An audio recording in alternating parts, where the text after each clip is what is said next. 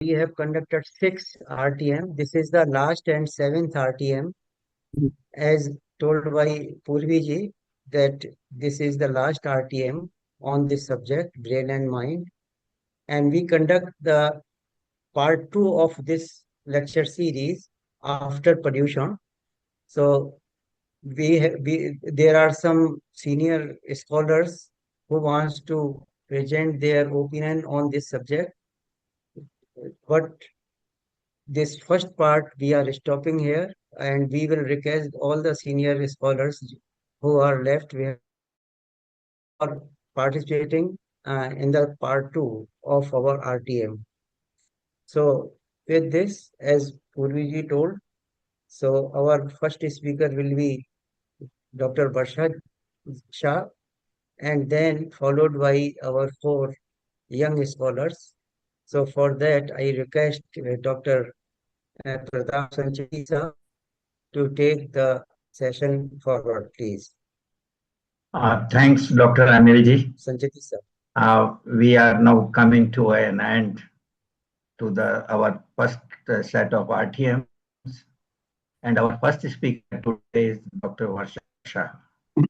I know her when she was in KJ Somaiya Institute, know very well, highly academic, and her interest in Buddhism and Jain philosophy is exemplary.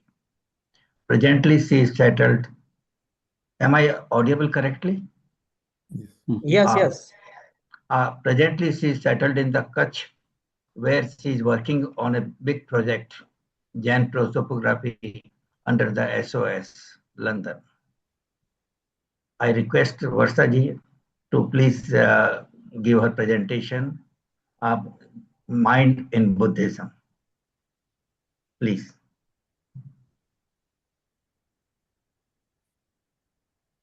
Unmute your higher. Hello, everybody, and welcome to JAS Academy. It is my pleasure to present the paper in this JAS platform with all the scholarly present over here. And now I'll be sharing my PPT.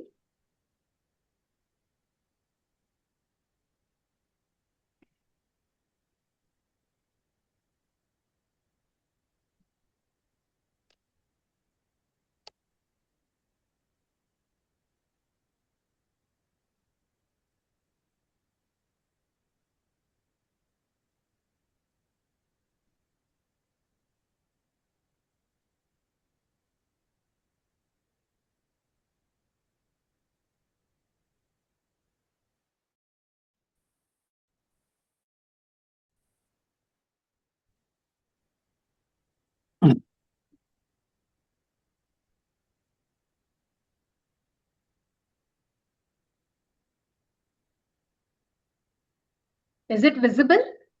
Yes. Yeah. Yes. So I'll be talking on mind and Buddhist philosophy, but basically from the phenomenological side.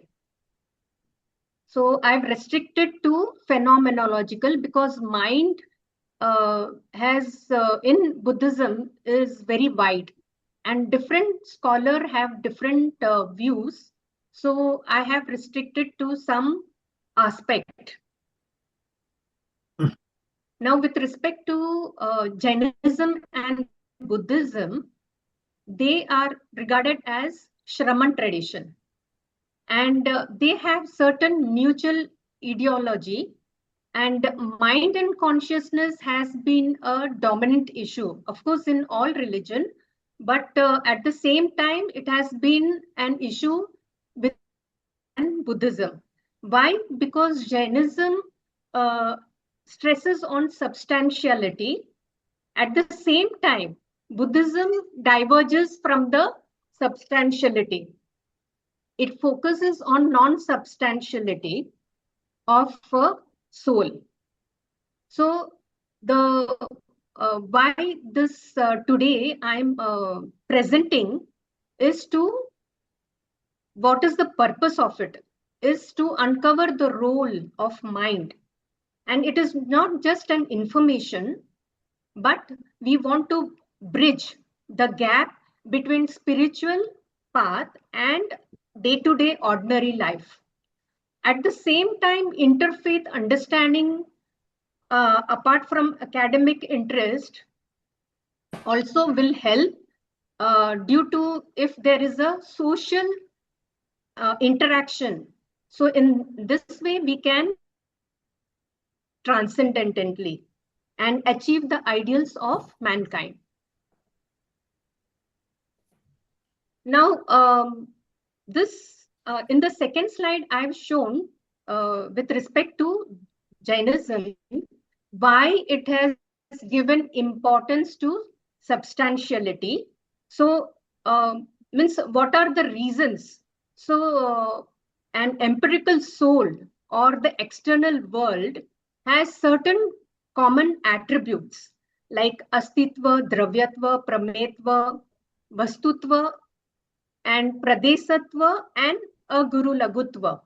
So, due to these reasons, Jainism believes in substantiality of soul as well as it also explains the reality of the external world. Now, there's an argument that why substantiality? So, it is said that act of cognition, whenever we see certain thing, it has an object. So certain whatever is known to us by mind or consciousness, it has to have some type of object. Then the denial of external object experience, due to our experience, we see the world outside. So irrespective of us, there is a world outside. So this also contradicts that there is no world outside as per the Buddhism. Now, with respect to the Buddhism, they have certain arguments with respect to why there is non-substantiality. So, dharma for them in Buddhism, we can call it as in scientific parlance, it can be compared to an atom or quark, the smallest, minutest part, which in their called as dharma. So certain dharmas are there, they agree to it, but they don't believe in the substantial part of it. So I have reflected over here the various scholars who have rejected non-substantiality. So the Abhidharma tradition, because from the Abhidharma tradition, there has been detailed analysis of mind. So here, I've taken Abhidharma tradition, is a very subtle and precise way of presenting this both physical and non-physical world.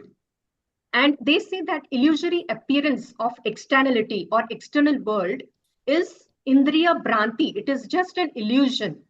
It is like a dream or it is like an hallucination without any real object. There is no object outside. So now Vasubandhu, Abhidharma Kosh, that there is no soul. It is only an unbroken continuity of momentary forces, which is believed to be unity. And we miscalculate it as substantive.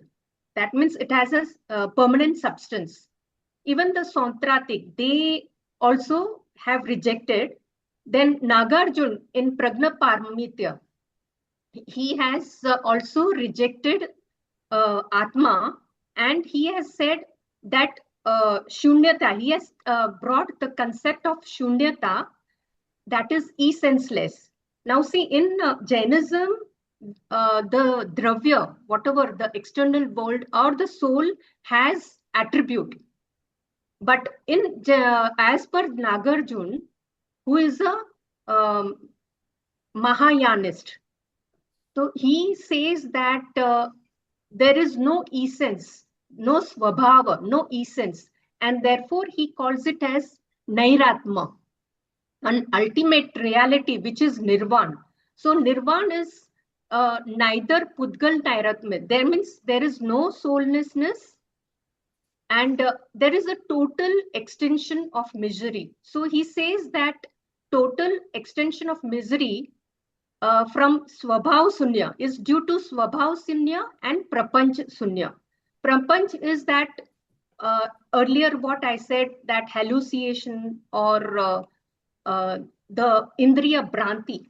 So it is, we look at the outside world or we think of I-ness as soul, but actually it is Prapanch. Then again, Asanga in Mahayana Sutra Alankar and Lankavatar Sutra has also denied substance. So ultimately, what is this external world? Everything is mind. Actually, as per Buddhism, everything is phenomena and everything is due to mind. So Yogacar argues that illusion, dreams, hallucination are subjective forms of cognition without any external object corresponding to them.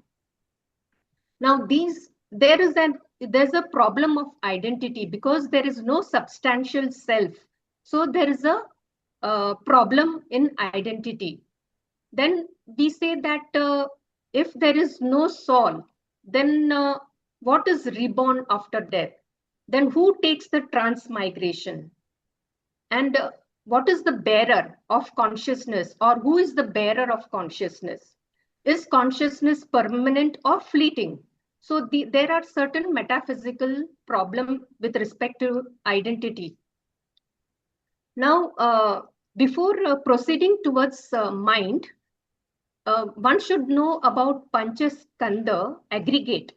So a person is nothing but these five things: form, feeling, perception, mental formation, and consciousness. So a person is nothing except these, as per Buddhism. And they have also reflected upon dependent origination.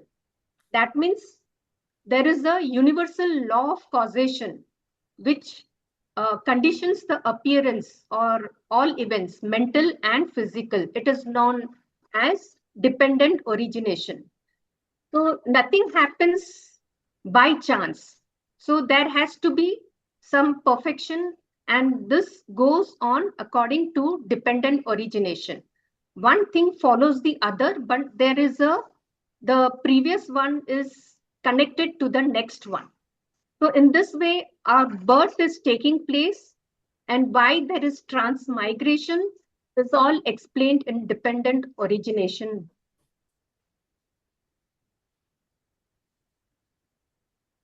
Now, with respect to phenomenological mind, of course, mind plays a crucial role, but its exact nature is disputed.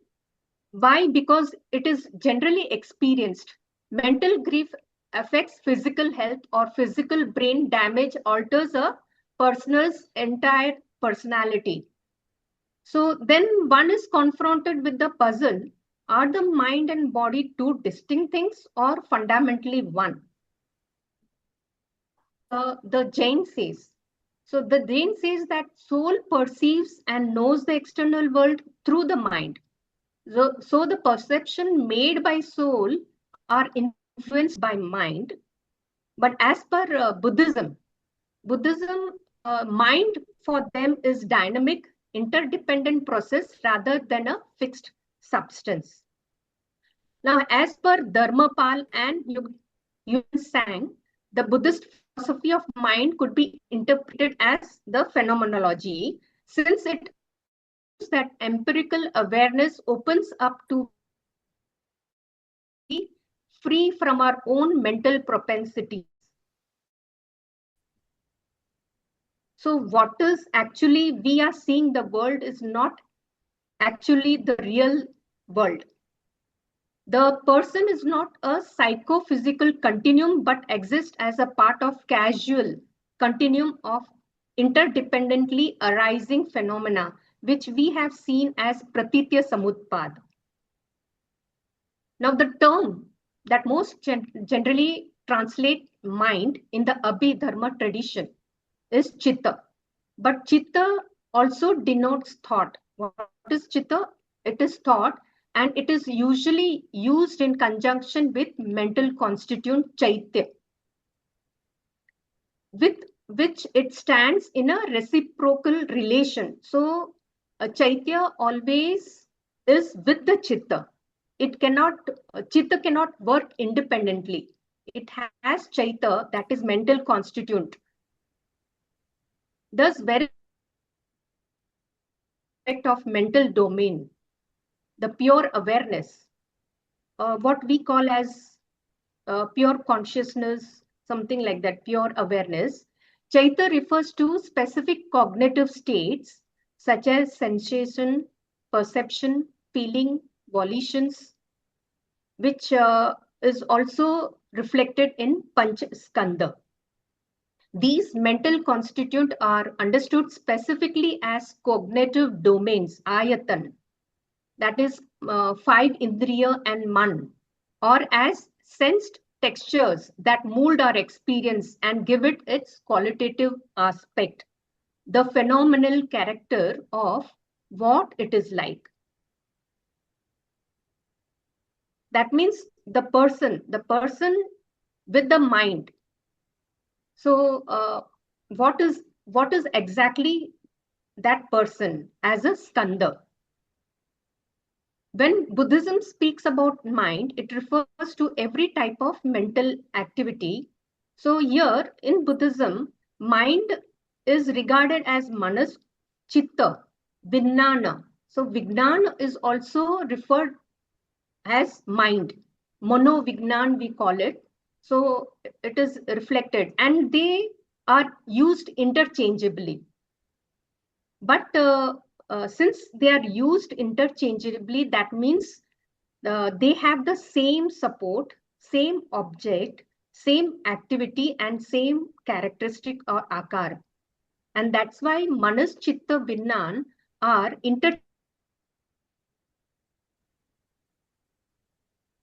Now in Buddha Ghosh, Vishuddhi Magga and Vasubandhu's Abhidharma Kosh, the three terms manas, vijnan, and chitta are used for same mental entity designating mind as manas. So here they have further they have analyzed that manas, what is manas? It is a mental faculty or mental power. And what is vijnana? So it is discernment or conscious faculty, manovignan, what we call, and chitta. Chitta is again a thought. So the mind is termed as chitta. It comes from the word chinoti. It is termed manas because it knows, and it is termed vignana because it distinguishes its object. Alamban vignati. That means alamban means support. So all the five senses has this object as a support, and every, like the eyes also is regarded as vijnana, eye consciousness. So in this way, five indriyas are regarded as conscious vijnana. But of course their karya is different. Like eyes is to see, so nose is to smell. So in this way, they have their own characteristic. But overall, it is known as Vijnana. Now, some say that mind is termed as Chitta because it is spotted, Chitta, by good and bad element. So now there is a further classification of Vijnana Chitta by the different scholar, saying that Chitta, that means it is we can differentiate between the good and bad, and therefore it is called as chitta. It is manas to the extent that it ashray buddh, support of the mind. And it is vijnana to the extent that it grasps the alamban of the organ and its object. Hence, the three name expresses different meaning and they designate the same object. As previously said, they have the same object, and that's why the three are interchangeably used, and they are used differently also.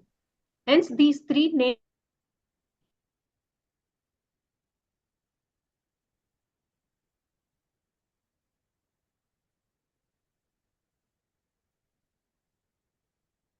Here, Mahasangra, they have introduced chitta, yogachar notion of receptacle consciousness, alay vignan. Alay vignan is also a kind of a type of chitta where the vasanas are stored, and this reflects that these why there is a rebirth. So this also by yogachar they have brought up as a storehouse of seeds, alay vignan. Then manasa refers to mental domain and its afflictive tendency, and vignan to the 6 types of cognitive awareness. Now, Vasubandhu says that manas again is bifurcated as manovignan and klishta manas. Why klishta manas? Because here, due to klishta manas, a person is regarded as a self-ego. That means he thinks that I am the person and I am independent of everything. And therefore, this dichotomy is there between self and other due to klishta manas. Now, there has been analysis, Itasika. There are 52 factors. Also, further classification, 121 and 89, there is a classification. So, which I would like to reflect. Just a minute. There's a chart which I would like to share with you.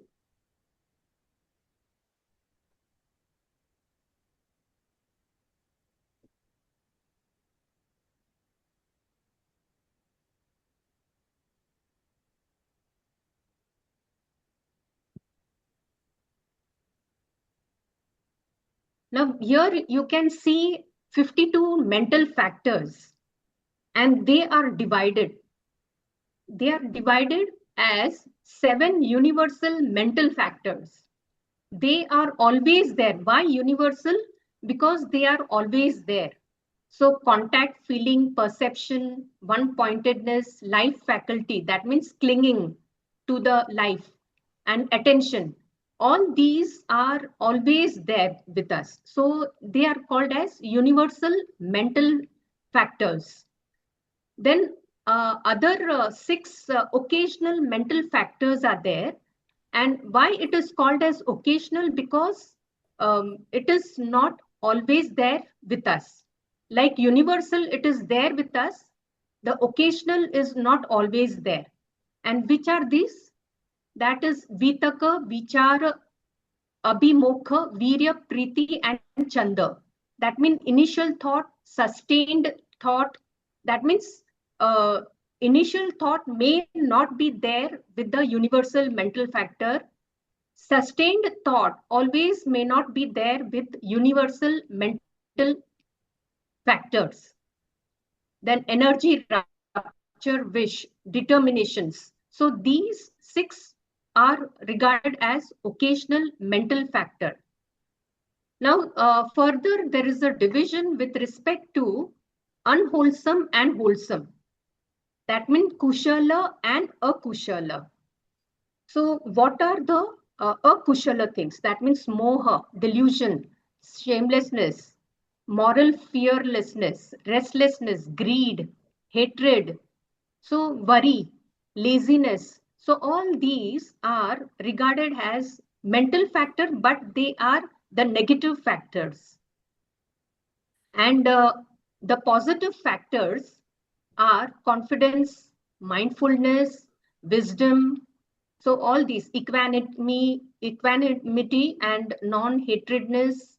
So such are there in this mental factors which are kushala, which are good and positive.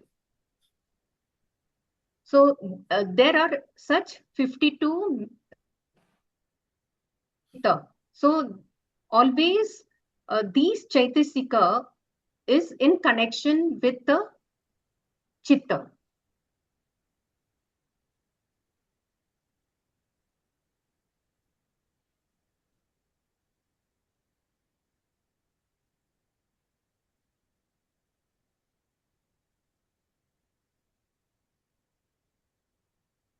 Varsha ji, time थोड़ा कम है तो अभी आप थोड़ा fast करिएगा. Yes, yes. Okay, okay.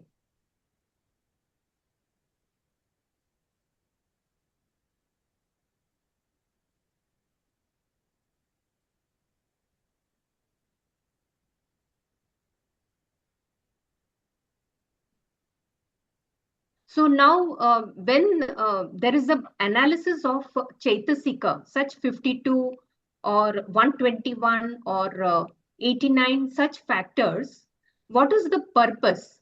The purpose is by dissenting the mind into these discrete elements, the Abhidharma provides a systematic framework for meditation and ethical cultivation, aiming to eradicate suffering through insight into impermanence and non-self.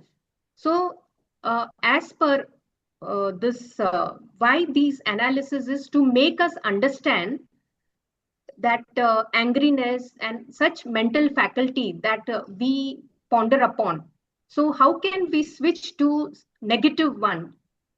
Like in Jainism, what we call as karuna, mudita, compassion. How can we switch to it? So similarly in Buddhism also, they speak of how to cultivate the mind, how to uh, uh, tap the mind.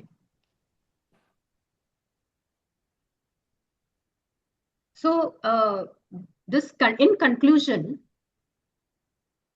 the inner psychic reality depends upon to what extent one is able to remove the objectification of one's own being in the external world and the apprehension of one's own state.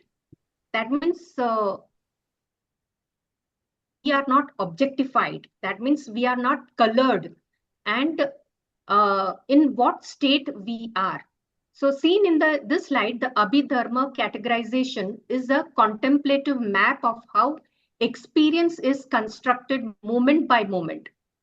So Buddhism believes in momentariness and not in permanence. So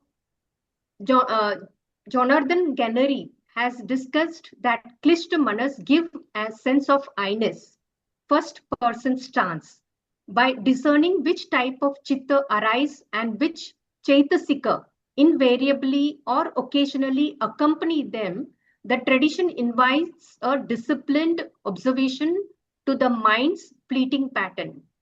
This analytical vision suggests that what is ordinarily taken as a solid self is on closer inspection a dynamic interplay of consciousness, events, and their attendant quality, each condition ephemeral, ethical, significant. The Chaitasika show us how our mind is the source of all trouble and all happiness. Now, recently, scientists and physicists have reduced an indivisible and indestructible atom to a series of events. Psychologists find that mind has not the identity of single continuing thing, but in a series of occurrence, bound together by some certain intimate relation, similar to Buddhism. The question of immorality, therefore, has become the question whether these intimate relations exist between occurrence connected with a living body and other occurrence which take place after the body is dead.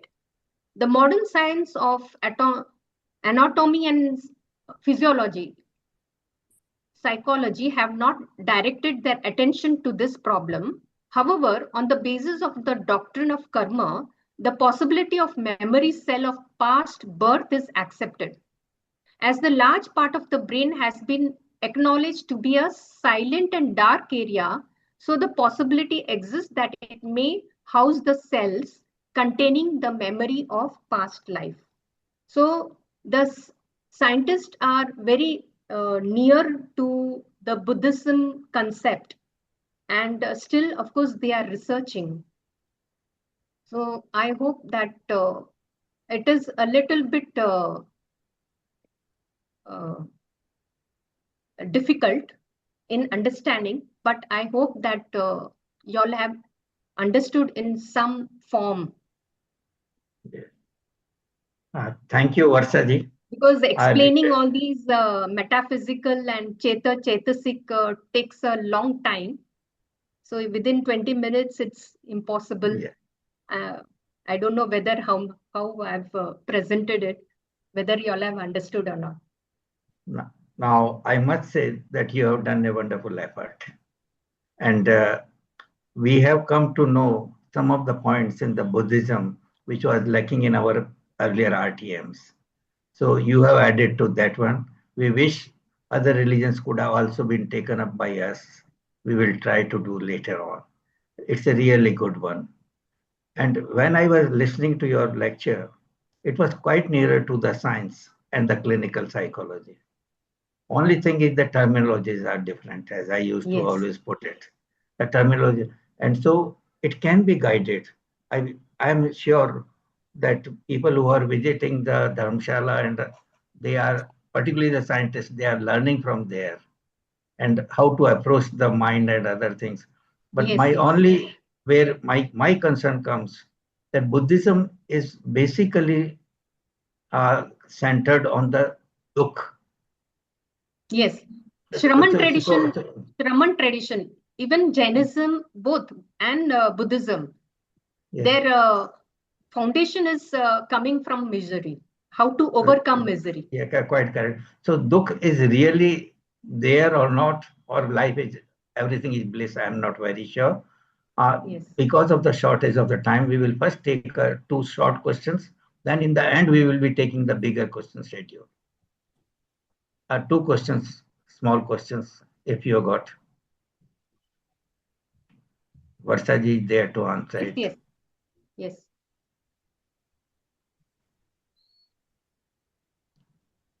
Yes, I'm able to hear. No, either they will come, they will raise their hand, or if not, then we will come until in the end, we will have a bigger discussion. Okay.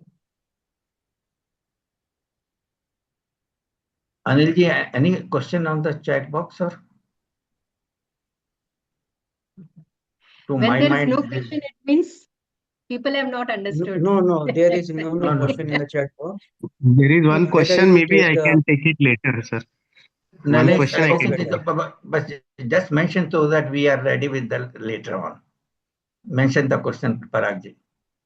Yes, one question just is, did Buddha target lower society members, society of the lower strata, who had difficulty following the Anuvratas, Turatas, and which Jains follow?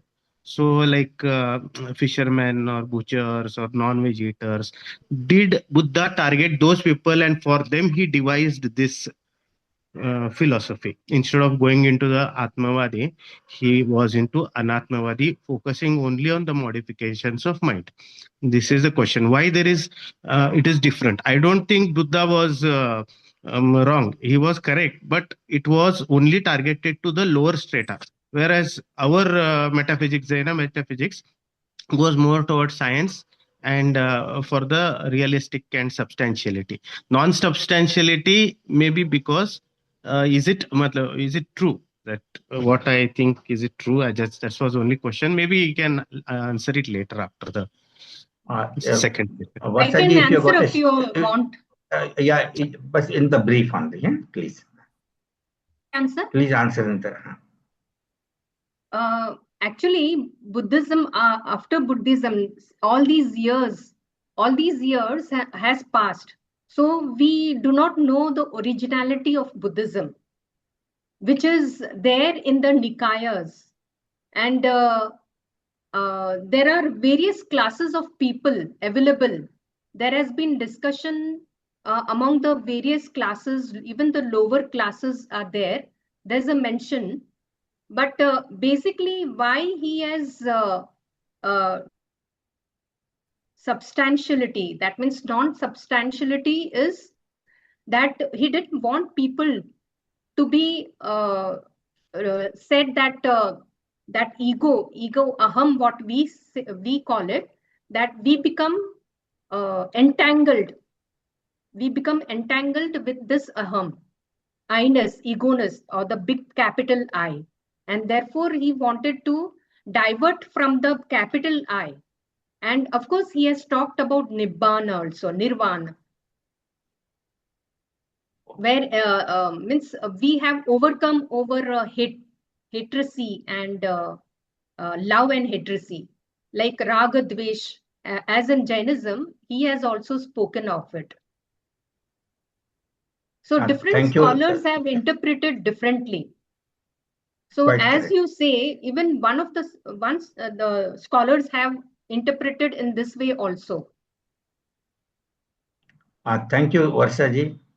We will be again available for the questions in the end. Yes. Now we go to the second and equally important portion, that is our young scholars.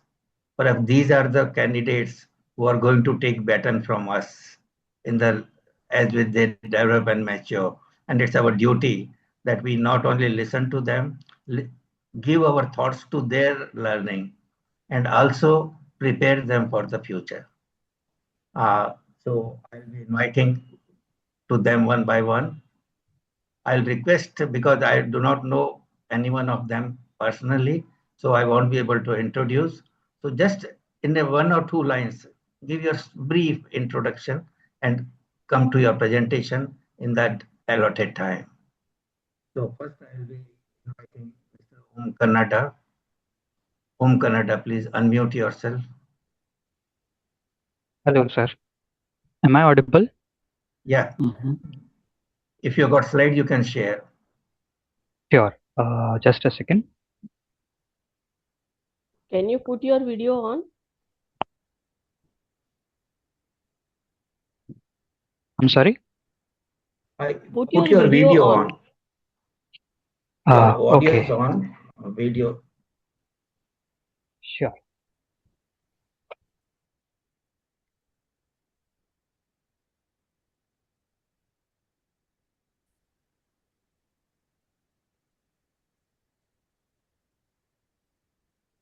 Hello. Yeah. Yes.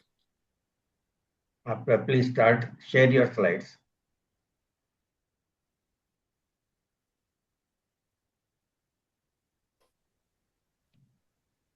Yeah, it's visible. Please carry on.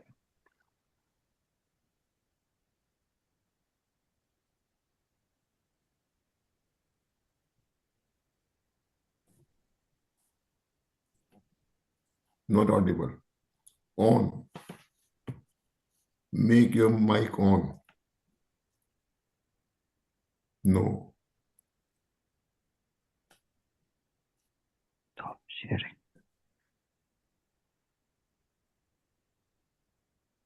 Varsha ji, can you unmute his mic?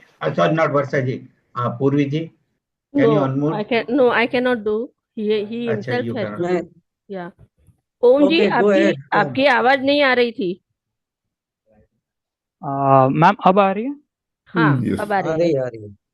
Okay. Sorry. Good morning. Good evening, panel. Myself, Om Kannada, and I'm also currently in Bhuj, Kutch. And recently, I have completed my master's in bioinformatics. And today, I'm going to walk you through the first 2 sessions, that is the RTM 1 and RTM 2 of all the roundtable meetings on the topic Brain, Mind, and Consciousness, hosted by our Jain Academy of Scholars and SSRI. First, we will go that first we'll go as according to the sessions. Every sessions a question arises that where does neuroscience or the physical world or the components of our body stop and something more like philosophy starts. Let's get right into it. So looking at these three words, we generally use it in a very interchangeable manner, like my mind is not working properly, or my brain is not working properly, or my consciousness is not working properly. But that's not the reality. Every speaker treated them as separate and different things.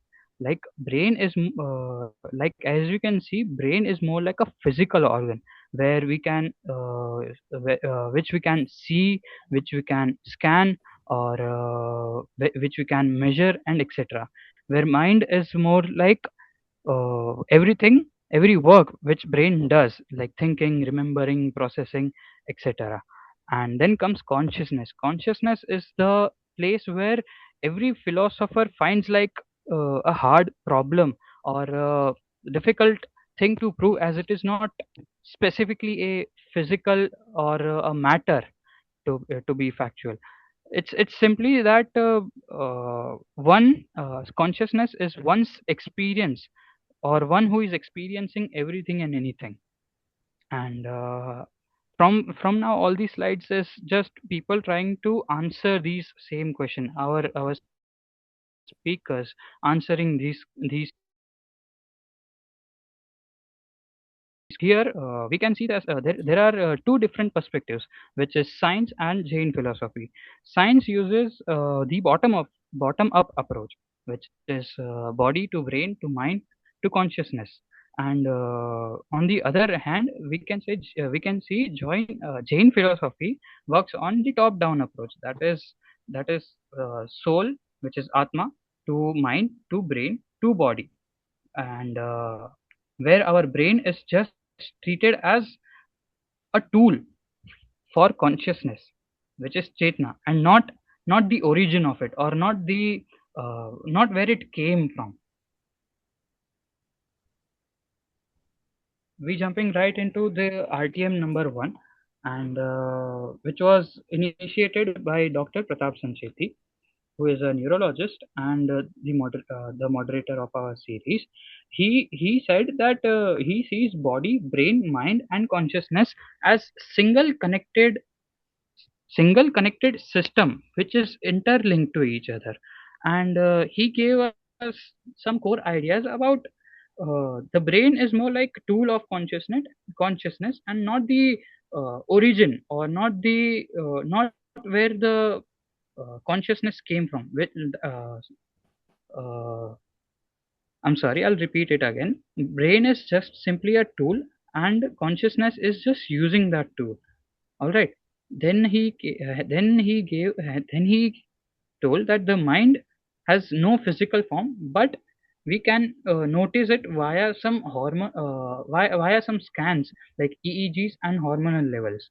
In Jain thoughts, it goes from also the philosophy of Jain, which goes from soul to mind to brain and to body, which is totally opposite to scientific approach, where the mind is split into two: dravyaman, which is physical side, and the bhavaman, which is the psychic side. He also calls this the law of universality, where everything connects like a tree growing from a single root.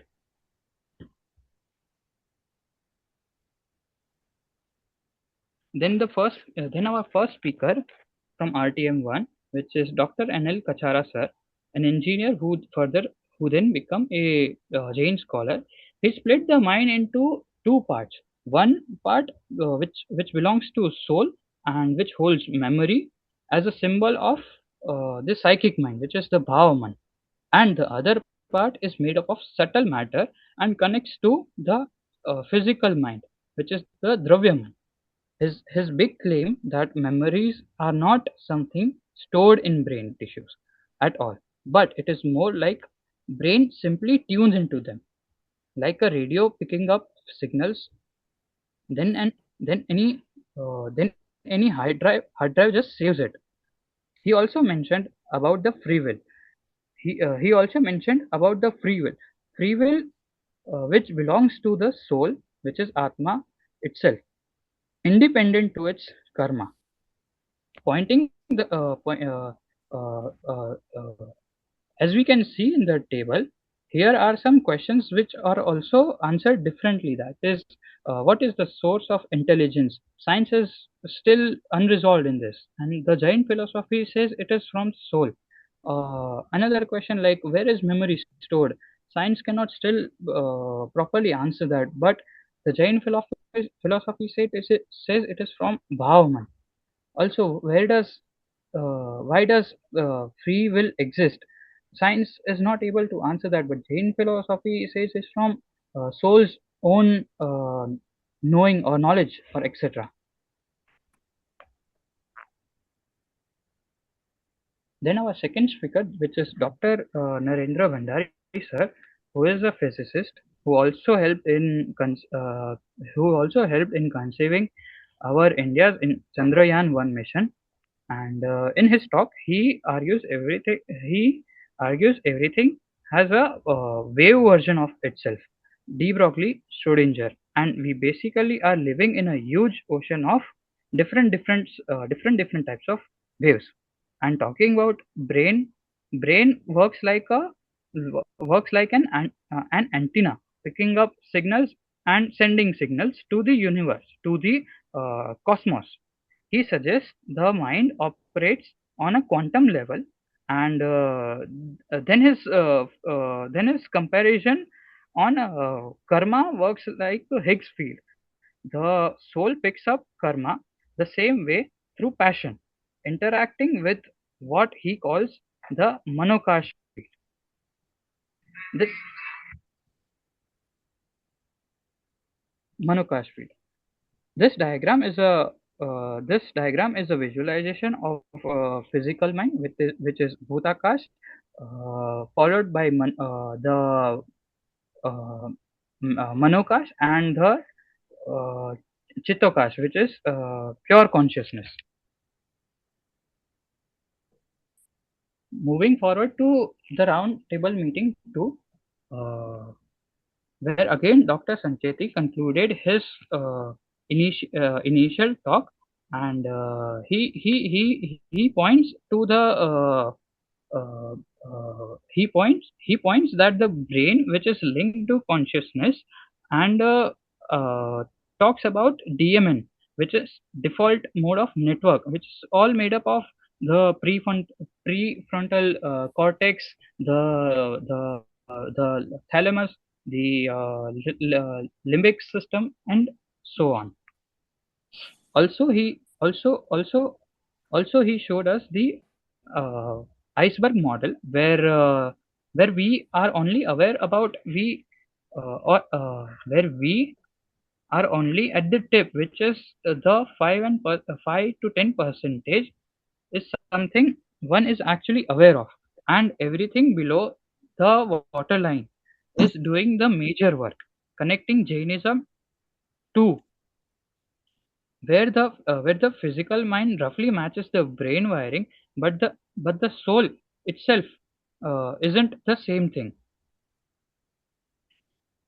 Then our first speaker from RTM 2 is one of the youngest scholars at JS, which is Aditya Vaibhav Jain, who is still studying BA, and stated that knowing things is simply what a soul does at the initial level. He also named 3 types of awareness, which is good, that stands for Shubh, then comes bad, which stands for Ashubh, and then comes pure, which is Shuddh. Sure. And also drawing a line between two types of knowledge, which is complete knowledge, and second one is incomplete knowledge, or we can say partial knowledge. something like a story we might have heard from before, where a blind man explains or describes visualization of elephant. And also, there are five sources of knowledge in Jain thoughts, starting with basic sense, which is Matigyan, basic senses, which is Matigyan, and going all the way up to the complete omniscience process, which is divided into four stages, as we can see in the diagram, where Matigyan is a process and it contains four stages. First one is our avagra, where we grasp. Let's take an example. When we see or when we notice, then comes ear, that is inquiry, where we think it or process it. Then there is avya, that is determine, the where we work out on what exactly that work is, or what exactly uh, is that what I have seen. And then is dharana, that is retain, which stands for what exactly we have gained knowledge for. Uh, we have to think of it more. Concluded by our second speaker, which is Dr. Subhash Jain, and whose topic was Man Ka Mahatva. He uh, he was more into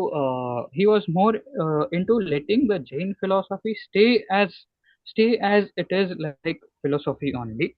But also he said that science is something which ties the mind to matter and the brain, while Jain philosophy thought ties it to the soul and our vital life forces. He compares bad karma to a computer virus, which is which is living ethically, and mediating are the antiviruses.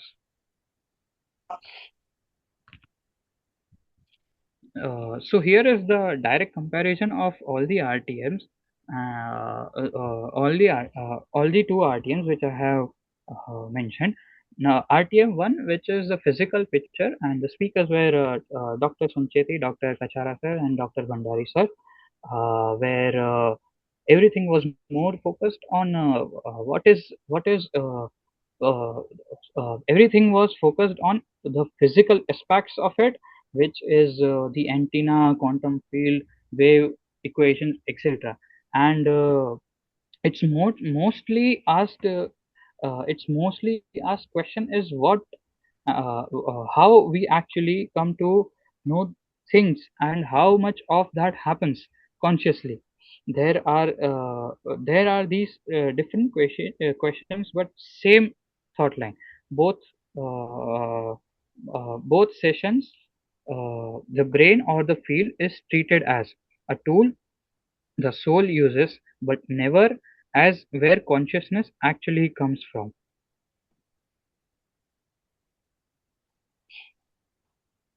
My honest. Just short it as much as possible. Yes, sir. We This is are the last. we are extended This is time. the last. Yes, sir. This is the last slide.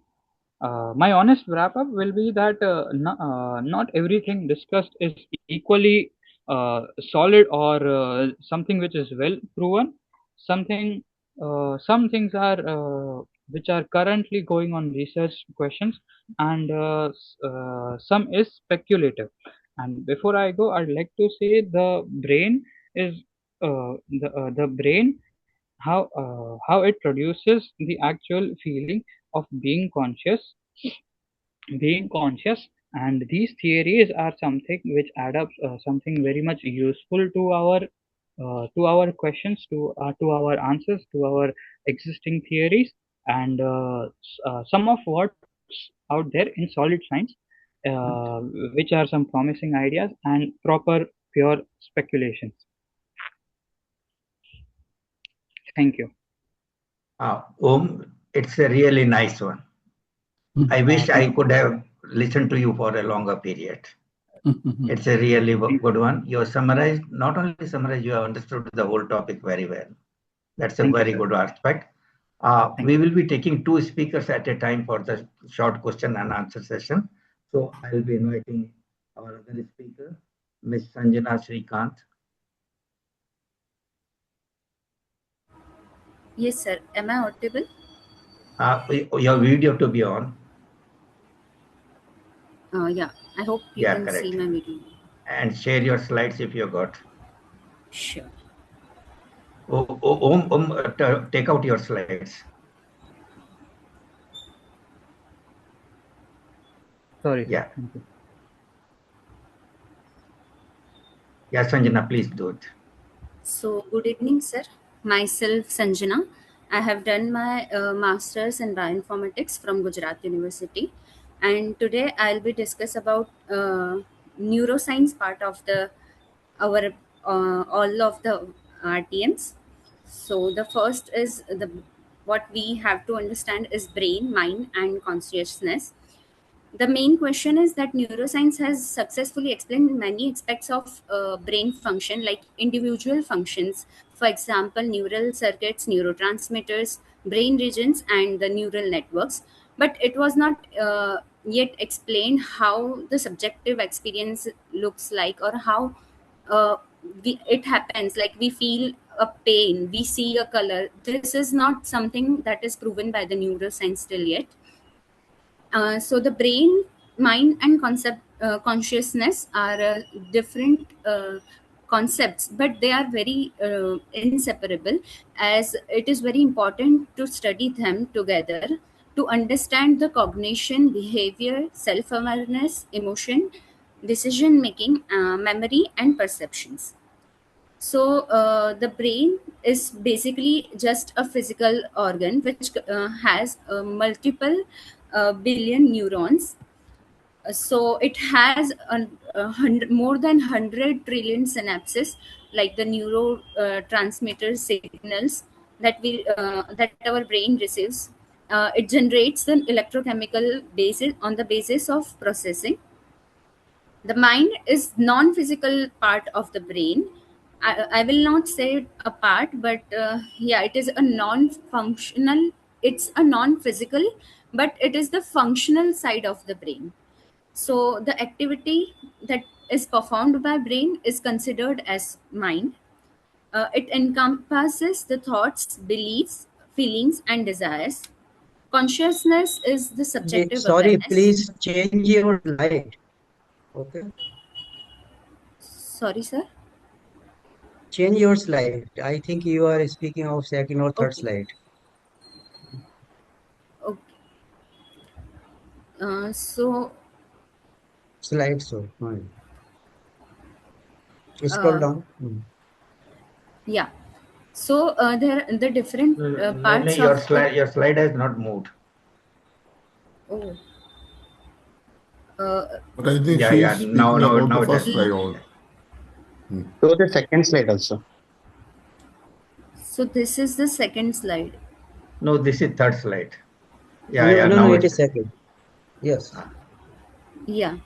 So the second slide is explained by me right now. If you should I Okay. explain it again, or Yeah, go ahead. Go to the third slide. okay, okay, sir. So yes, the brain has the anatomy, which brain, according to the neuroscience, different parts of the brain does different functions. So the prefrontal cortex is responsible for executive function, planning and reasoning. Hippocampus part of the brain considers the memory consolidation, spatial navigation. The amygdala uh, it controls the fear conditioning and emotional memory. The basal ganglia majorly focuses on the habit formation and reward and automatic skills. The cerebellum controls the motor, cognitive, and emotional processing. So basically, in this slideshow, I will be discussing about the different theories according to the neuroscience, and our gen theories as well, few of them. So the first is the identity theory. in which it states that mind and brain are literally identical states. The neural firing directly translate it into the mental experience, but it has some limitations like qualia. It cannot explain the subjective feeling. The self fails to locate the persistent what I is. The conscious gap, which is firing, is measurable. That whatever the neuron is firing, that is measurable. But the amount of experience we are getting is not measured. The other theory is the other theory is about physicalism theory, which is very close to the identity theory, but it states that everything mental is ultimately grounded in a physical matter. So, while comparing both of these theories, the scope of physicalism theory, am I audible? Yes. Yes. Yes, go ahead. Yes, sir. So the scope of the physicalism theory is it is a broad philosophical position, while the identity theory is a specific theory, and the relation in physical theory states that mind depends on the brain, whereas the identity theory considered that mind and brain are literally identical. Also, the different problems were given by the David Chalmers, the easy problems and the hard problems. The easy problems explain the cognitive abilities that has been uh, proven by neuroscientific and other computational methods. The hard problem is explaining why the physical process is accompanied by an experienced inner life. So it is very important to study these problems. The other theory, it is connectionism, which also referred to as artificial neural network. The intelligence emerges from distributed interactions with massive networks of simple nodes. Means like the connection is very important while getting any uh, mental signal or neuron signal. So it states that my mental process emerged from large networks of interconnected processing units similar to the biological neurons. So it is very important that all large networks are connected just to, for example, the neurons, to understand what happens. The emergence of this theory states that the complex cognition arises from interactions, not the individual units or any individual part of the brain. The distributed processing means the memory and knowledge are not stored within a specific unit or a localized slots in the brain. So it is distributed. Parallelism is very important, which suggests that simultaneous processing across multiple domain is very important. The another theory is global workspace theory, which is formulated by Bernard Bars. The brain performs countless unconscious processes simultaneously. Only a small amount of information becomes conscious. For this, the example was given that there is a stage where which is considered as a working memory or current thoughts. Spotlight is a space where a selective attention of a human brain will be. Actor will be the conscious content, and all the other thing that is happening in the background, like breathing habits, the audience, and the backstage. It is an unconscious process. The strength of this model is for selective attention, conscious report, and working memory. The limitations include explaining information access, not phenomenological feel. So there are two types of awareness, that is local awareness and general awareness. The local awareness based on the personal individual identity, whereas the general awareness is related to the collective awareness. The local awareness include the local neural activity, and it is generally in the ordinary walking consciousness, whereas the general awareness is the part of deep meditative states, and it is not a personal awareness, obviously. Also, there is a high order thought theory, which states that a mental state becomes conscious only when accompanied by high thought is there. Like we are thinking about the thinking, like we are thinking of how brain works, so it is also a part of high order thought.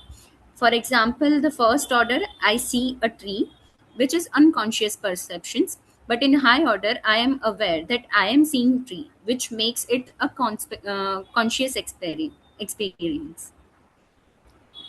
The predictive processing theory suggests that brain is proactive prediction engine. It continuously predicts a new thing according to the external world. It compares the prediction with sensory data, and it also updates its internal models. Like what we do in AI, our AI agents also takes our data and help itself to build a better version of itself. So our brain is also doing this. Also, the cognition is related to the four E's: embodied, embedded, inactive, and extended. The embodied one is dependent on bodily structures, and the embedded are anchored within the physical, cultural, and social environments. The inactive form are via active physical engagement within the world. The extended are included as coupled with external tools. Also, the quantum consciousness was also a theory. So it states that the hypothesis is consciousness arises from the quantum computations occurring within the structural microtubules inside the neurons. So the basic part of consciousness is more related to the microtubules. The scientific status about this theory is it is highly controversial and speculative. It lacks the direct empirical validation in biological warm temperature environments. According to the Jain philosophical view, the brain is a physical instrument. It is also considered as Dravya mind. Dravya is a physical mind, and the main non-material mind is known as the Bhava man. The mechanism is thought is equal to interaction of subtle matter, manovarganas, and the conscious self soul. So the sorry, sir. Uh-huh. The brain, mind, and consciousness are very important to study, and they should be studied together. It shows a network-based explanations, and subjective experience remains unresolved, which we can further solve this issue by including our Jain philosophical ideas, as they have a great future for this. Also, the mind may be understood as an emergent property rather than a complex entity. It contains a billions of neurons, communicate through electrical and chemical signaling, and which generate the neural networks. These networks are high order functions which help in thinking, reasoning, memory learning, emotion, and decision making. The brain is act as a biological hardware, whereas the mind is the functional software. The mental processes are not isolated from body. It is connected to the entire system, our body system, which is neural, hormonal, and biochemical signals. Also, the brain is not just connected to any one part, or it is not just a part of body, it is the whole body. Intelligence and neuroplasticity is also a concept. So the neural signaling is extend beyond the brain through peripheral and enteric nervous systems. There are more than 500 million neurons in gut, also in our heart. So the continuous brain gut heart communication influence the physiological state and stress the mood and behavior. Neuroplasticity is which enables the brain to reorganize the neural connections in response to learning and experience, behavior and environment, repeated cognition, and emotional patterns. The ethical behavior, introspection, and the discipline practices may contribute to the behavioral and neural adaptation through the repeated experience. With all this theory, I would like to thank uh, to the Jain Academy of Scholars for giving me this opportunity. So, yeah. Thanks, Sanjana. Again, a very good exposure and the presentation. I'm really happy with that one. One small question to both of them, then we will have that discussion in the end. Anyone, if wish to have a comment or to make them better?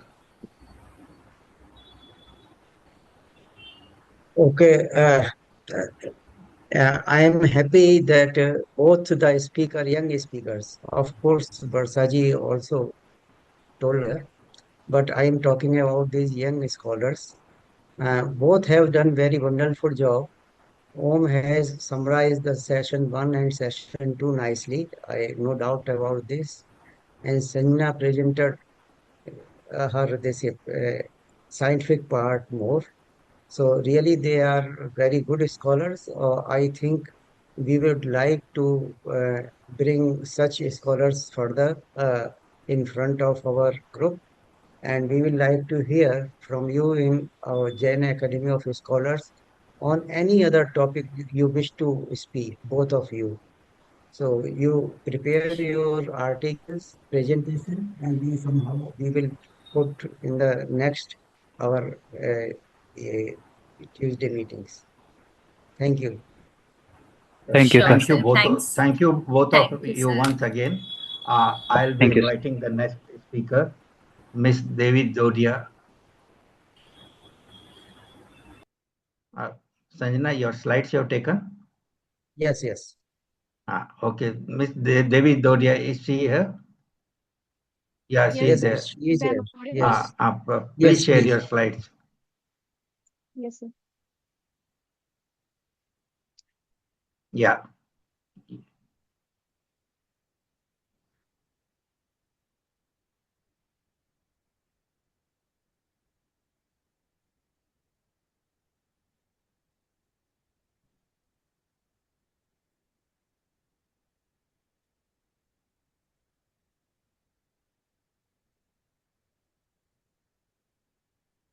slide share. Yes, sir.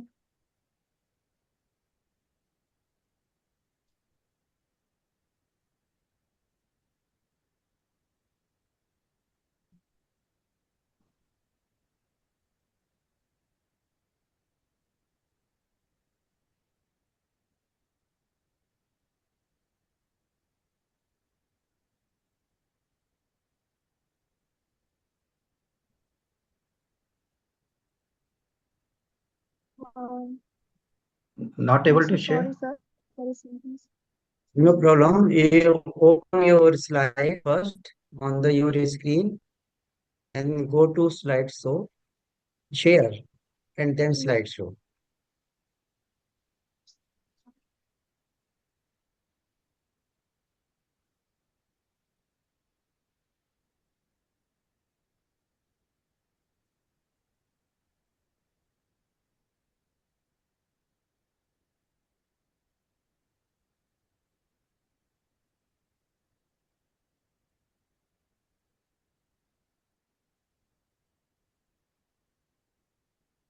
If there is a problem, you can start reading your lecture so that we can finish in time.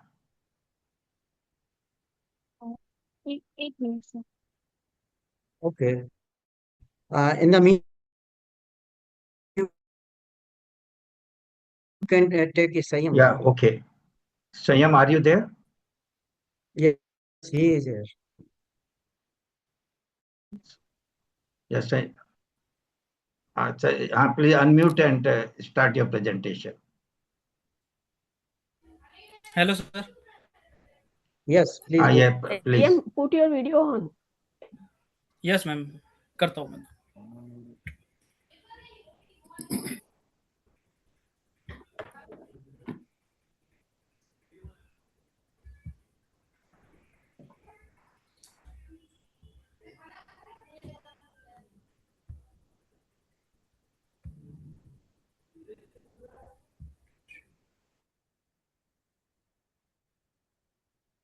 Yeah, your screen share now, your video to be on.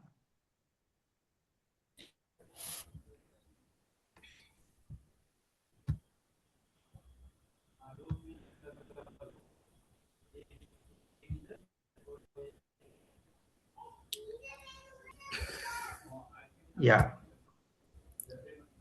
Wait a minute. Yes.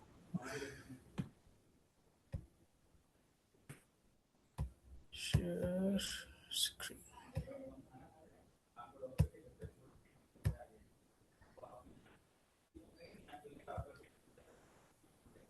Sir screen share हो गई? नहीं, अभी तक तो नहीं पूर्वी जी, आया। ये कोहोस्ट है ना? हो गई सर स्क्रीन शेयर? हाँ, हो गया। I think now it's coming up. Yeah, now it's Yes. artificial intelligence and epistemology. So,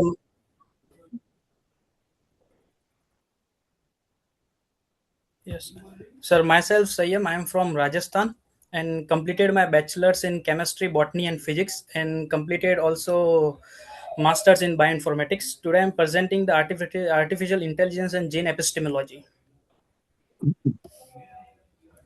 what is intelligence? Intelligence क्या होता है? बेसिकली इंटेलिजेंस ये होता है कि आपकी क्या कैपेसिटी है कि तुम मिनिमम रिसोर्सेज के साथ मैक्सिमम आउटपुट और एक प्रॉपर आउटपुट निकाल सकते हो। जस्ट लाइक ए इंटेलिजेंस, ये इंटेलिजेंस फास्ट कंप्यूटेशन करता है, पैटर्न रिकॉग्निशन करता है, डेटा प्रोसेसिंग करता है, डिसीजन मेकिंग करता है, और उसका बहुत ज्यादा लार्ज लैंग्वेज मॉडल होता है। बट ह्यूमन जेन पर्सपेक्टिव से ऐसा होता है कि जेन नॉलेज यानी जनना, consciousness, experience and attention, attention यानी उपयोग एंड एथिकल अंडरस्टैंडिंग। तो ये डिफरेंसेस होते हैं एआई और एआई इंटेलिजेंस एंड जेनिज्म के अंदर। एआई मतलब कि एथिकल पर्सपेक्टिव से नहीं सोच सकता। Ethical Just say 1 minute.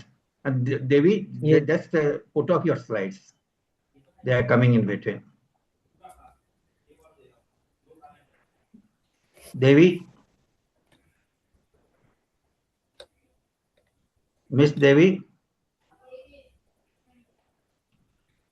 Yeah. Sanyam. Yeah. Please, Sanyam. I'm sorry. Okay. तो एआई के पास इंटेलिजेंस होती है, बस ह्यूमन बीइंग के पास कॉन्शियसनेस होती है। कॉन्शियसनेस मतलब कि अवेयरनेस, जो कि सोल का एक पार्ट होता है। अवेयरनेस जो कि जेन पर्सपेक्टिव से होता है, और जेन पर्सपेक्टिव ये भी बोलता है कि ब्रेन एंड कॉन्शियसनेस दोनों अलग अलग पार्ट होते हैं। ओके। तो ह्यूमन बीइंग के पास होती है, बट एआई इंटेलिजेंस के पास सिर्फ इंटेलिजेंस होती है, कॉन्शियसनेस नहीं होती। कॉन्शियसनेस मतलब कि अवेयरनेस, मतलब कैसे वो रिजल्ट प्रोड्यूस करेगा, उसकी अवेयरनेस क्या, उसके कॉन्सिक्वेंसेस क्या होंगे, पॉजिटिव होंगे, नेगेटिव होंगे, तो वो सिर्फ ह्यूमन प्रेडिक्ट कर सकता है, बट एआई कैन नॉट। तो एआई के अंदर 3 तरीके की लेयरिंग होती है, जो कि 3 तरीके से अंडरस्टैंड करता है। नॉलेज परसेप्शन करता है, रीजनिंग करता है, इंटेलिजेंस एक्शन। यानी कि अगर कोई भी हम एआई को इनपुट्स देते हैं कि हमको ये टास्क परफॉर्म करके दे, तो वो उसकी रीजनिंग करता है कि उसके पास बहुत सारे मैट्रिक्स होते हैं, वो एक दूसरे को इंटरलिंक करता है और चेक करता है कि कौन सा परफेक्ट आंसर रहेगा मेरे कमांड के हिसाब से। तो फिर इंटेलिजेंस एक्शन करता है कि हाँ, ये एकदम अप्रोप्रिएट आंसर है, तो उसके हिसाब से निकाल के देता है। लेकिन इसको ये नहीं पता कि इसका कॉन्सिक्वेंसेस क्या होंगे, अवेयरनेस क्या है, इसको ये नहीं पता। लेकिन ह्यूमन बीइंग को पता हो अवेयरनेस क्या होती है। अवेयरनेस आती है कॉन्शियसनेस से, सोल का एक पार्ट, जो कि सिंपल फ्लो चार्ट में देखे तो डेटा हो गया, नॉलेज हो गया, रीजनिंग हो गया, एक्शन हो गया। और Jain consciousness, this layer can be conceptually related to knowledge and conscious activity, and but they are not identical. AI agent and Jain karma. AI agent के पास कुछ एक लिमिटेशन होती है, मतलब कि कोई कंडीशनिंग ऑफ बिहेवियर, उसका लिमिटेशन होती है। जैसे सोल के पास भी और उसकी कॉन्शियसनेस के पास भी लिमिटेशन होती है। लिमिटेशंस आती है अपने कर्मा से, और कर्मा से जो भी अपन कार्य करते हैं, उसके जो कार्मिक मटेरियल्स होते हैं वो सोल के ऊपर आ जाते हैं और कॉन्शियसनेस के ऊपर जिसके कारण कोई भी चीज ब्लर हो जाती है, उसके ऊपर लिमिटेशन आती है। वैसे का वैसा एआई इंटेलिजेंस के ऊपर भी लिमिटेशन होती है, उसके प्रोग्रामिंग में हो गए, उसके एल्गोरिथम्स में हो गई, तो वो अपने को आंसर प्रोवाइड करवाता है। जैसे कि अपने टू टू क्वेश्चन देते हैं एआई को, लेकिन वो दोनों अलग अलग तरीके से आंसर करता है, बिकॉज उसका एल्गोरिथम अलग है, एक का एल्गोरिथम अलग है। वैसा अगर 2 पर्सन को लेंगे, 2 पर्सन को लेंगे, तो उसको भी कोई क्वेश्चन पूछेंगे तो उसकी भी आंसर अलग अलग होगी, बिकॉज उसके कर्मा और कार्मिक मटेरियल के कारण, उसकी अवेयरनेस के कारण, क्योंकि उसको कितना अवेयर है, उसकी कॉन्शियसनेस कितनी एनलाइटमेंट है, उसके ऊपर डिपेंड करता है। Then two AI systems receive the same problem but have the different program and objective. They may make a different decision. Similarly, Jain philosophy explained that different karmic conditions affect the manifestation of jiva's capacity. उसके बाद आती है schematic universality. Schematic universality का मतलब ये होता है कि अपन जैसे कि कोई भी क्वेश्चन, मतलब कि जैसे कि आई एम हंग्री, मुझे भूख लगी है, मुझे भूख लगी है, ये मतलब तीनों डिफरेंट लैंग्वेज में है, लेकिन इसका मेन आंसर एक ही निकलता है कि आई एम हंग्री, मुझे भूख लगी है। वैसा का वैसा होता है कि एआई को अलग अलग आंसर, अलग अलग इनपुट्स देते हैं अलग अलग लैंग्वेज के अंदर, लेकिन उसका कंसेप्ट एक होता है। वैसा का वैसा जैन फिलोसॉफी के अंदर रहता है कि AI can transform different form of information, text, image, and language into the sheer computational representation. द्रव्य मानस एंड भाव मानस। द्रव्य मानस मतलब कि उसका ब्रेन का फिजिकल इंस्ट्रूमेंट हो गया, मतलब कि फिजिकल थिंग जिसको कॉन्शियसनेस कंट्रोल करती है और उसके इंस्ट्रूमेंट की तरह यूज करती है कोई भी एक्शन परफॉर्म करवाने के लिए। भावामन हो गया उसका साइकोलॉजिकल माइंड हो गया, जैसे कैसे वो सोचता है, कैसे इंटेंशन है उसका, डिसीजन मेकिंग कैसा होता है, मेंटल एक्टिविटी क्या है। जैसे कि द्रव्यमान हो गया, भावामान हो गया, फिर जीवा हो गया, एंड में कॉन्शियसनेस उसको अवेयरनेस प्रोवाइड करा दी है। No is a real knower. सच सच में जानने वाला कौन है? कॉन्शियसनेस होती है या माइंड होता है? माइंड तो सिर्फ एक इंस्ट्रूमेंट की तरह काम करता है, और कॉन्शियसनेस मेन होती है जो कि उसको समझाती है कि हाँ, इसकी अवेयरनेस करवाती है, ये हीट है, ये ठंडा है, ये गर्म है, एसेक्ट्रा एंड एसेक्ट्रा।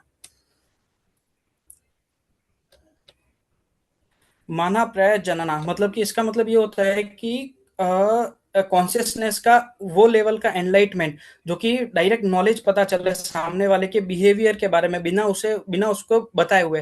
कि इफ अ पर्सन जो कि कोई टेंशन में है तो उसको पता नहीं है कि मेरे को ये बात नोन है, लेकिन अपने पास कॉन्शियसनेस इतनी एनलाइटमेंट हो जाती है कि उसकी जो बिहेवियर एस्पेक्ट होता है उसके बिना बताए भी अपने को पता चल जाती है।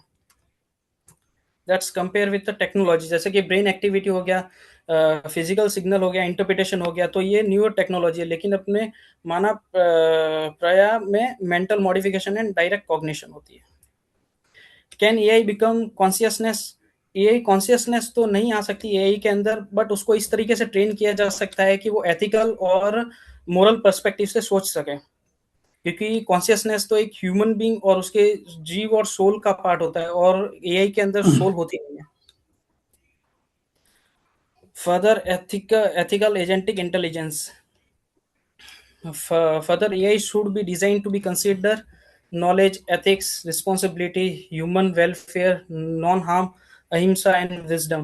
Final research question: what is the difference between intelligence, information processing, and conscious knowing? Intelligence information processing का मतलब ये होता है कि तुम किस तरीके से कोई भी काम को लिमिटेड रिसोर्सेज के साथ मैक्सिमम आउटपुट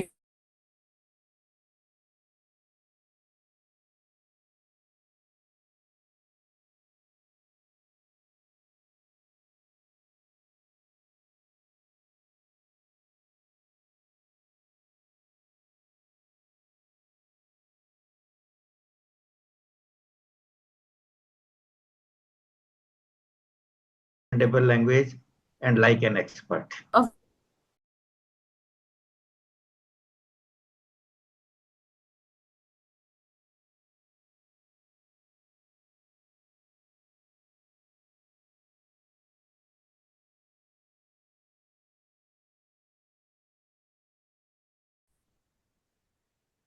स्लाइड दिख रही है sir?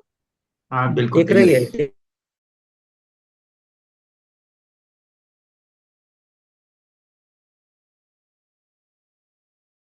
Masters in Bioinformatics. I am going to represent the RTM section third of Chain Academy, where Dr. Parag Malwanki. Yes, Devi, now you can start.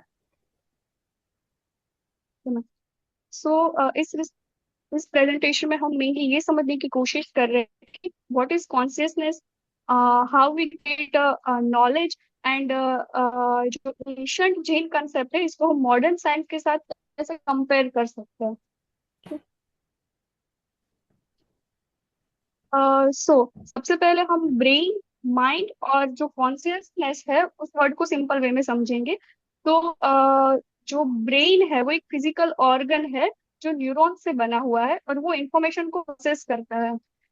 Mind है वो thoughts, memories, emotions और attention से related कर सकते हैं हम उसको।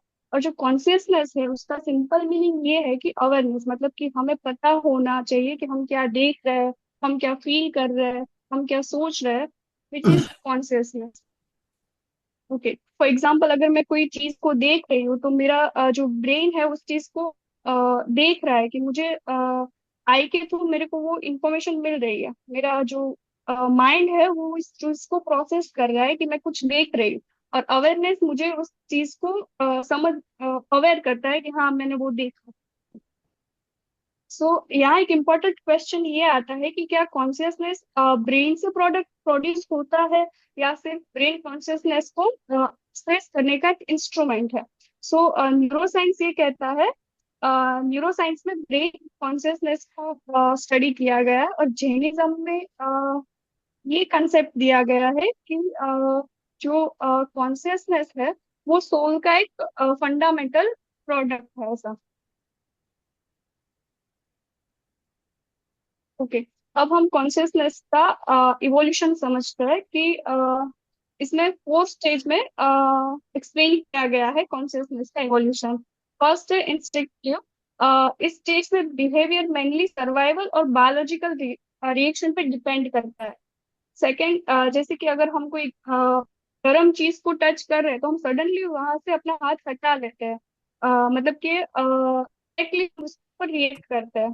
Second one है इंटरएक्चुअल, कि वहाँ लॉजिक रीजनिंग और कंसेप्ट में स्ट्रक्चर थॉट्स आते हैं कि अगर अ, हम कोई गर्म चीज मतलब कि हम इस सिचुएशन में हम सोचते हैं थोड़ा और फिर रिएक्ट करते हैं।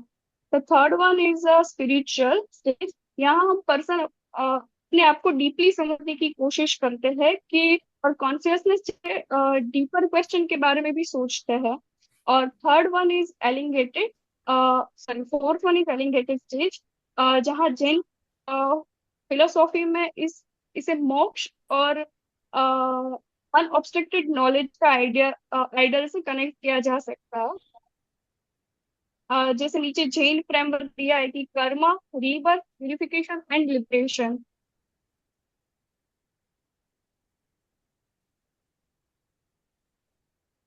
अब हम कॉन्शियसनेस को समझने में कुछ मॉडर्न थियरीज देखते हैं, the modern views of consciousness. First of all integrated information theory या आईआईटी। सिंपल वर्ड में ये आइडिया सजेस्ट करता है कि कॉन्शियसनेस इंफॉर्मेशन के इंटीग्रेशन से रिलेटेड हो सकती है। Second one is panpsychism. इसके अकॉर्डिंग कॉन्शियसनेस को रियलिटी की एक फंडामेंटल प्रॉपर्टी के रूप में हम कंसीडर किए जा सकते हैं। And third one is morphic resonance, resonance. जो इस आइडिया के अकॉर्डिंग हम पास्ट पैटर्न्स को फ्यूचर में सिमिलर सिस्टम को इन्फ्लुएंस कर सकते हैं। जैसे कि जैन फिलोसॉफी में कि जो अपना इस कर्मा है उसके साथ भी हम उसको कंपेयर कर सकते हैं कि पास्ट एक्शन हमारे फ्यूचर कंडीशंस और एक्सप्रेशन को इन्फ्लुएंस कर सकता है। लेकिन ये यहाँ एक इम्पोर्टेंट पॉइंट ये है कि इसका मतलब ये नहीं है कि ये साइंटिफिक थियरी और जैन कर्मा को प्रूव करती है।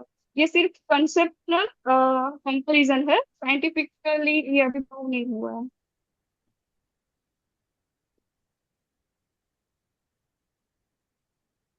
Okay, so next is lingua cosmica. ये कंसेप्ट है कि यानी कि माइंड और कॉस्मोस के बीच में पॉसिबल कम्युनिकेशन के आइडिया के बारे में इसमें बताया गया है कि कॉन्शियसनेस ऑर्डिनरी सेंस के बियॉन्ड भी किसी रियलिटी के साथ इंटरेक्ट कर सकती है ऐसा। तो इधर 5% ऑर्डिनरी मैटर और 95% का कंसेप्ट भी दिया गया है कि 5% यूनिवर्स जो हम देख सकते हैं, स्टार्स है, फिर स्काई है, एक्सेट्रा, और देर इज 95% ऑफ यूनिवर्स जो हम डार्क एनर्जी और डार्क मैटर के समझते हैं ऐसा। तो लेकिन करंटली साइंटिफिक एविडेंस नहीं है कि डार्क मैटर या डार्क एनर्जी कॉन्शियसनेस को कैरी करती है कि नहीं ऐसा। इसलिए हम इस आइडिया को एक फिलोसॉफिकल क्वेश्चन के रूप में देख देख सकते हैं कि साइंटिफिकली इसका अभी कुछ नहीं हुआ है। तो फ्यूचर में भी ऐसे क्वेश्चन हो सकता है कि इंफॉर्मेशन या कम्युनिकेशन का ऐसा फॉर्म एग्जिस्ट करता है कि जिन्हें हम प्रॉपरली अंडरस्टैंड नहीं कर सकते हैं। Okay, so next is the mind as a receiver. इसका सिंपल आइडिया है, ये है कि अगर हमारा माइंड, सॉरी, इसका सिंपल मीनिंग ये है कि हमारा माइंड बहुत ऐसे डिस्ट्रैक्ट होता है तो हमें प्रॉपरली फोकस नहीं कर सकता है। तो there is a three step और थ्री मेथड जिसकी वजह से हम अपने माइंड को फोकस कर सकते हैं। फॉर एग्जाम्पल, अगर हम कोई स्टडी कर रहे हैं तो हमारा ध्यान कहीं ना कहीं और जगह पे भी हो सकता है। तो देर इज अ तप, जप और ध्यान जैसे प्रैक्टिस। तप यानी कि डिसिप्लिन, जिसमें हमें डिसिप्लिन सिखाती है। जप यानी कि तब का मतलब डिसिप्लिन या जब, सो सॉरी। और जप यानी कि कंसंट्रेशन और ध्यान यानी कि अटेंशन। सो मॉडर्न साइंस इस प्रैक्टिस को अटेंशन, स्ट्रेस और ब्रेन एक्टिविटी के थ्रू स्टडी कर सकती है। तो सिंपली इसका मतलब हम ये समझ सकते हैं कि इधर ये प्रोसेस पाथवे हमने दिया है कि प्रैक्टिस करेंगे इन तीनों की तो हम लेस मेंटल नॉइस होगा, इसकी वजह से हम ग्रेट फोकस कर सकेंगे और हाई रिपीटेटिव भी हो सकता है। और यहाँ पे कुछ मेजरेबल साइंटिफिक टारगेट दिए है जैसे कि ईईजी ब्रेन वेव्स, मतलब इलेक्ट्रिक सिग्नल को अपने स्टडी कर सकते हैं, फिर fMRI network connectivity, stress regulation etcetera.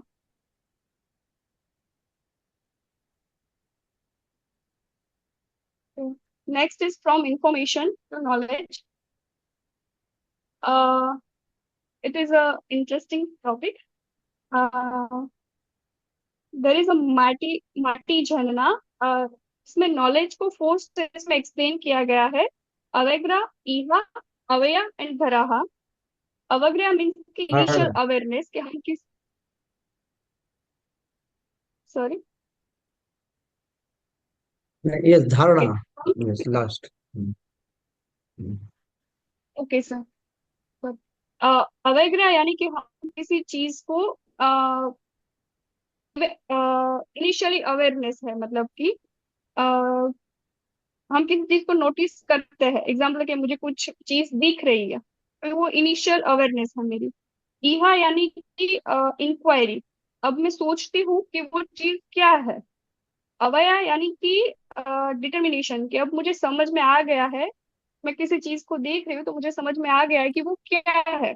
और लास्ट वन इज अ धराना, दैट इज कि धारणा। मैं उस चीज को देख के इट इज फिर उस, धारणा। ओके सर, ओके सर, धारणा। तो मैं उस चीज को ओके, गो रिमेम्बर अहेड, कर रही नो हूँ, मैंने प्रॉब्लम। जो चीज देखी उसको फिर मैं रिमेम्बर कर रही हूँ। तो ये लॉन्ग टर्म मेमोरी में हो सकता है कन्वर्ट। ओके, तो next is predictive processing and केवल जानना। अब जैन कॉन्सेप्ट को मॉडर्न कॉन्जिनिटिव साइंस के प्रिडिक्टिव प्रोसेसिंग कॉन्सेप्ट के साथ भी कंपेयर कर सकते हैं। प्रिडिक्टिव प्रोसेसिंग के अकॉर्डिंग ब्रेन कंटिन्यूअसली प्रिडिक्शन बनाता है और इनकमिंग इंफॉर्मेशन के साथ उन्हें कंपेयर करता है। फॉर एग्जाम्पल, अगर कोई चीज मुझे दिख रही है आते हुए या फिर कोई ऑब्जेक्टिव मुझे वहां से दिख रहा है, तो पहले मेरा ब्रेन वो प्रिडिक्ट करेगा कि शायद वो चीज हो सकती है। उसके बाद अगर वो चीज नहीं निकलती है तो वहां पे एरर आता है और मेरा ब्रेन सडनली ये थॉट करता है कि ठीक है वो दूसरी चीज है। मैं अपने वो थॉट को अपडेट करती हूँ। तो ये प्रिडिक्टिव प्रोसेसिंग है। And what is Jain said in which कि मेनली ऑर्डिनरी संसारी बीइंग का नॉलेज लिमिटेड और सिक्वेंशियल होता है, वेर केवल जनना को परफेक्ट और अनऑब्स्ट्रिक्ट नॉलेज में माना गया है। इसलिए हम कह सकते हैं कि modern cognitive science ordinary knowledge formation के प्रोसेस को स्टडी करती है, जबकि केवल जनना जैन फिलोसॉफी में कंप्लीट नॉलेज के बारे में बोला गया है। The next,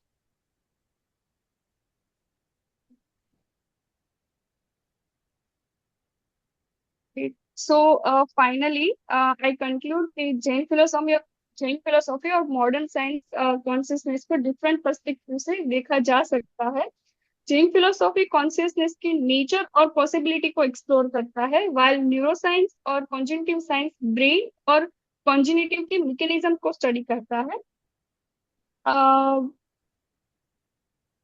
okay, so ancient concept plus neuroscience plus cognitive science से हम न्यू रिसर्च क्वेश्चन को लिख सकते हैं।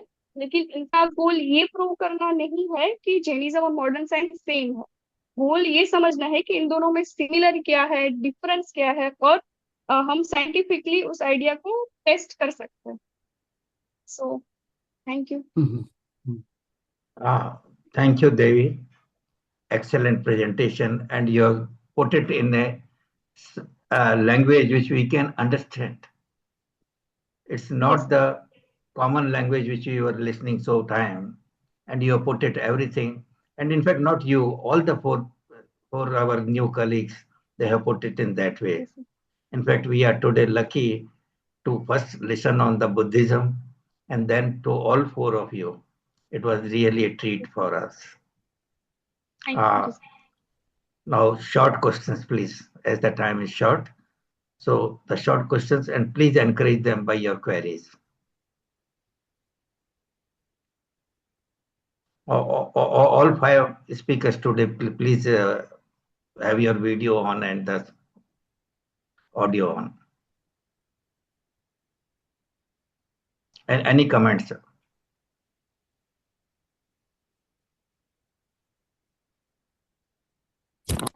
Okay, so I think it is time to conclude. No question is there, I suppose. There is a question, please raise your hand. Uh, so we conclude that after that you can take the question. First, this is Dr. Varsha Shah has given her talk on this Buddhism aspect of brain and mind. Definitely, we were lacking in the Buddhist idea about brain and mind. So she has taken up that part. It is really great. And next, I have already commented for Om and Sanjana. They have already presented or put their ideas nicely. And after that, we have Devi and Sanyam. Definitely, they also presented in a very nice way. Or I think you will definitely be accept all the four for our uh, taking forward the Jainism and science that we are doing here. So definitely, we will like to encourage you, all the four. You give make your presentation of your choice and give your synopsis, and we will uh, take these your lectures sometimes in our meetings. And only one thing that I came from the want to ask all the audience, including our seniors, AI is work only in reasoning, where this pure reasoning, what I understand, but human is not working purely on reasoning because they have one part of qualia. So that is not there because reasoning means you put the question and they will give the same answer by the same machine again and again because they will work on the reasoning. But human is not working purely on reasoning. They can change their reasoning by doing some sadhana or some tap like this. So this is total my feeling. So you can comment on me also, no problem. But definitely all the four are they presented nicely, and I was thinking that uh, Dr. Bhandari Saab also listened this audio, and he will be happy to hear all your four and be prepared for your next talk. So with this from my side, and Dr. Paragji have asked some question to Varshaji. If she want to give brief answer because time is running out. Varshaji, you want to tell something on? Yes. Parag sir. Okay, okay. The question, what is the question? It was Parag sir. it Yes, was for the lower class of the people that the Buddhism, lower class of the people that the Buddhism has evolved, or it was some other aim of the development of Buddhism. That was, I think, the summary of the question. Yeah. To this question, I had answered earlier that this is not so because Buddha was also a knowledgeable person, so he would not discourage the low category people. But it is later on concept that people have started thinking that Buddha has done partiality. That is what I feel. I feel it is the other. My question was the other way around Okay. because there were two classes in those days. One Yes, was yes. the royal class, ruling class, rich business class, which had money, which had affluence, and which was sufficiently affluent to have some time for metaphysics, understanding, and moksha marga. This is one. Because you can't explain moksha marga to a hungry person or to someone who is struggling to survive. So Buddha at the same time he had compassion for the lower strata of the society, and he thought of those people who could not understand the metaphysics. For example, butchers, fishermen, hard Yes, laborers. yes. So what he did was he removed the tough part, metaphysics and the Atmavad from the teachings. He kept only the mind into it, and regarding the mind, he put forth the positive and negative aspects of the mind and asked for purifying the mind itself through meditation and simple vipassana and such things. So, is this the case? What is your opinion on this? This I wanted. Later on, whatever happened is different. But in those days, when Jainism and Buddhism both were Yes. developing, Buddha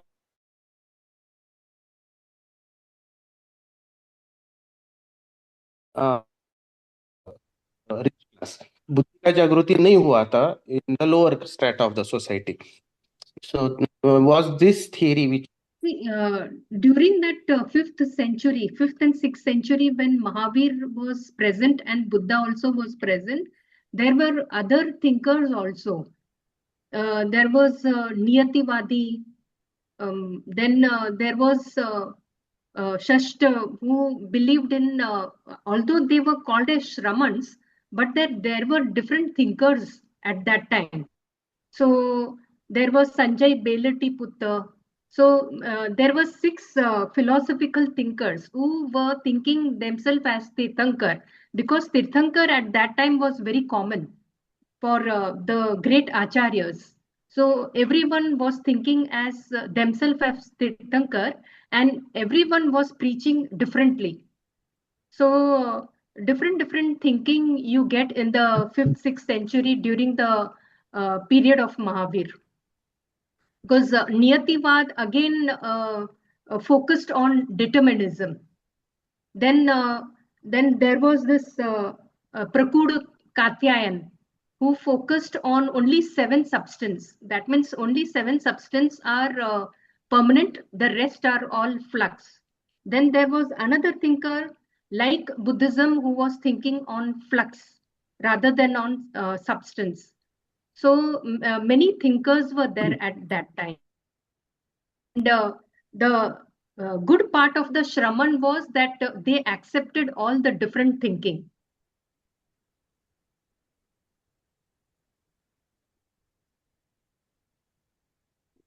Okay.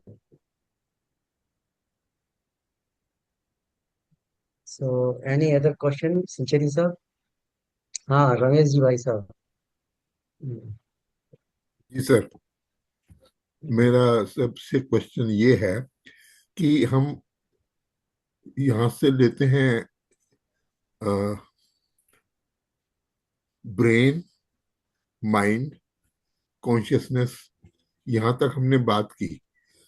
अब आत्मा और जीव, यहाँ consciousness की जब बात हम करते हैं तो वो जागरूक कॉन्शियसनेस है जो कि मन के साथ जुड़ा हुआ है। 5 इंद्रिय छठा मन, 1 से 4 इंद्रिय तक तो मन नहीं होता। अब कॉन्शियसनेस को क्या कहेंगे? हम मन मानेंगे, आत्मा मानेंगे, जीव मानेंगे। और यहाँ जब जीव की बात कर रहे हैं, सब्सटेंस उन्होंने बोला, ठीक है, जैन धर्म में उसको द्रव्य कह रहे हैं, लेकिन क्या ये मैटर वाला द्रव्य है या उससे डिफरेंट है? जो जीव तत्व है, जो जीव ये है, जीव तत्व इज रिगार्डेड एज पंच स्कंद। 5 स्कंद वो जीव तत्व है। जो पर्सनालिटी हम बोलते हैं, ह्यूमन पर्सनालिटी, तो वो 5 स्कंद से एक फिजिकल फॉर्म है और दूसरा है मेंटल फॉर्म। नहीं, पेड़ों में कैसे आएगा? उपयोग सर, उपयोग। पेड़ों में 1, 2 इंद्रिय 3 इंद्रिय में कैसे आएगा? जीव तो है वो। क्या चीज? 1 से 2 इंद्रिय 3 इंद्रिय जीवों में जीव तत्व है। हाँ हाँ। तो वहां वो कैसा है? वो मन नहीं है, मैं मतलब ये कह रहा हूं। उपयोग लक्षणम संचेती है सर, सर। संचेती सर, आप इस पे प्रकाश डालेंगे? Doctor Sancheti sir. I think this is the topic for the next, where we will be Okay. touching this consciousness. But consciousness is the one thing, it needs a basic, like we have dissected the mind in the scientific way also. I'm not saying in the philosophical. Similarly, we will be dissecting the consciousness from both philosophical aspect and possibly, I'm saying, I'm still using the word possibly neurological aspect. So that's, I think, the bigger question not to be answered in the 2-3 sentences right now. Once we are on the same grid, we will be able to talk later more. जी sir, धन्यवाद।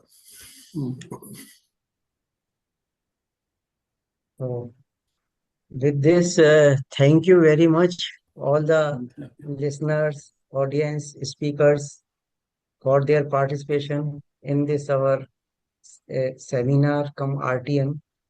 And with this, we conclude here. इन सबको article के लिए बोल दीजिएगा, सबको article भेजने ऐसा के है लिए। कि मैंने देख लिया, इसमें जो आर्टिकल लिखने के लिए जिनको बोलूंगा उसमें 2 लोग ही हैं। एक तो वर्षा जी हैं, पराग जी हैं, आप हैं, और तो कोई नहीं दिख रहा है अभी। तो नहीं, बाकी के जो सभी यंग यंग स्कॉलर्स को भी, सभी यंग स्कॉलर्स सभी को भी यंग बोले। स्कॉलर्स को तो हम पहले भी बोल चुके हैं, कुछ लिख करके भेजेंगे ही। तो लेकिन ये बाकी के जो तो अपने 3 लोग हैं, तो आप सभी जल्दी से जल्दी अपना फाइनल आर्टिकल दें, पराग जी, वर्षा जी एंड संचेती साहब। और बाकी का हमके कुछ लोगों के मिल गए हैं, कुछ लोगों को रिमाइंडर देना पड़ेगा। ठीक है ठीक है, तो थैंक यू। पूर्वी जी। Yes, sir. So once again, sir, on behalf of Jet Academy of Scholars, I thanks to all the young speakers who have given excellent presentation for the first time. And though they are not Jain, but they have given very good clarification of all the RTM. So I appreciate for the same. Thank you for participating, everybody, in this RTM. Next RTM we will declare very soon on consciousness. And from 18th of August, we are again starting with continue with Tattva Sutra class. So next Tuesday we are having Tattva Sutra class. So all are welcome to join. And tomorrow we are having Samaisar class 8:30 to 9:30. So all are welcome to join. Thank you once again. Thank you सबको, सादर जय Hind, good night, sir, thank जय you. Jinendra. Jai Thank you, Jinendra. sir. Thank you, Anil sir and Sancheti sir for conducting this RTM. Thank you. Jai Jinendra, everybody. जय जय सभी। Jai Jinendra, thank you so much.